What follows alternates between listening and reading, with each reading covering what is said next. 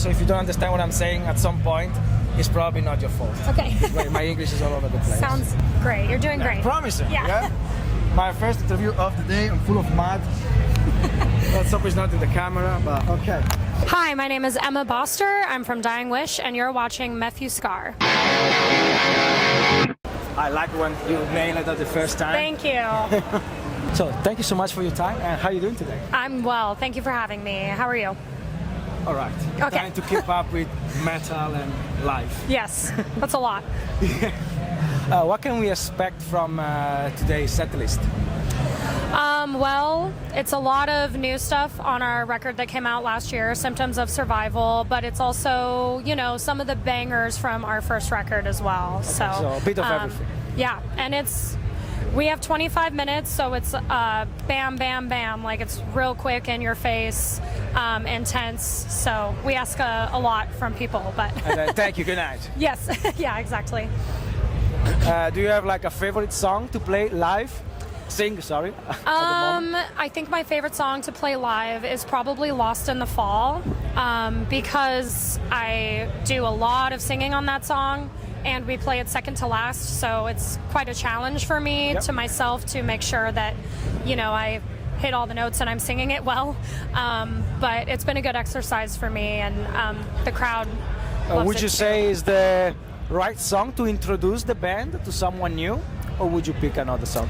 I would probably pick Watch My Promise Die. Okay. Yeah, it's got a little bit of everything we do. Can you describe each member of the band with one word? Yeah, I'll start with Pedro. Scary. Sam. 2 words. Gentle giant. Mackie. New York. Jeff. His nickname is the Bull, so just Bull. And then me. I don't know. Goofy? I'm goofy. Goofy. Yeah. Okay. So. Okay. What would be your first advice to someone who wants to learn how to scream? Oh man.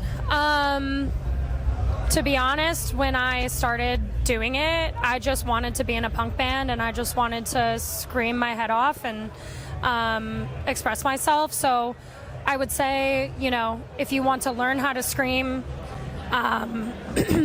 definitely make sure that you're not hurting yourself, but also find your own voice instead of, you know, a lot of these people online.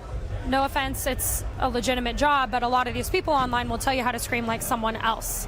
So find your voice and make sure that you're doing it the right way in the process. Yeah, it feels like often the common mistake is trying to copy your metal heroes, trying to sound like them as much as you can, and well, of course, like you said, if you are coughing blood, that's just stop. Yes, it shouldn't hurt at all.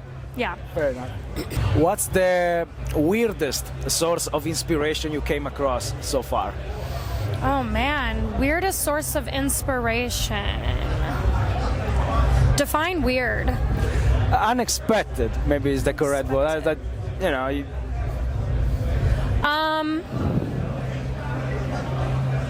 Wow, I don't know. I guess I draw a lot of inspiration from pop music.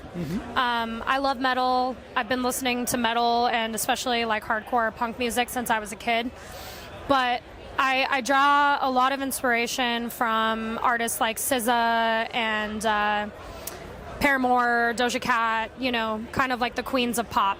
So I wouldn't necessarily say it's weird, but I think you're starting to see a lot more women, especially in metal, like kind of pay homage to iconic women in pop music. Okay. But I would say that. So yeah, favorite non-metal bands? I guess you already answered me in a way. Yeah, I mean, I listen to a lot of country music as well. Casey Musgraves has put out my album of the year so far. Okay. Yeah. Best compliment your band has ever received? Oh my God. Okay, so on our last tour, it's not necessarily a compliment, but we took it this way. Someone said that our bass 808s were so loud that it gave them a tummy ache, because the low end in our mix is so powerful. And so basically, I think inadvertently they said that we made them shit themselves. But we took it as a compliment that our low end is heavy. So. A band or an artist you would like to jam, collaborate with?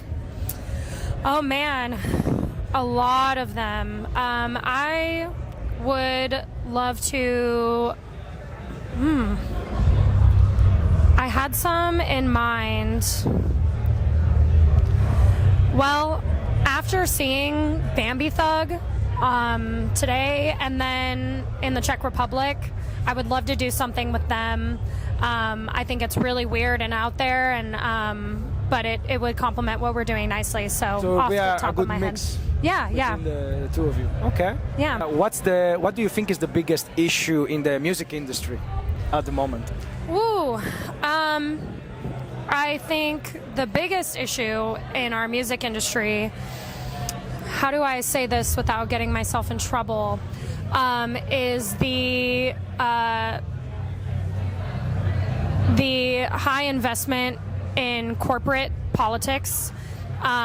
Especially, we're at Downoad, we saw a successful boycott to have a bank that is invested billions of dollars in the bombing of Palestinian people.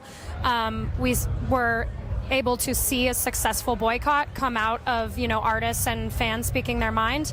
So just the fact that music is also being involved in all of these, this dirty money, so-called, involved in war and, genocide. I think that's awful, and we shouldn't have anything to do. The connection, you mean, between the... Totally, yeah.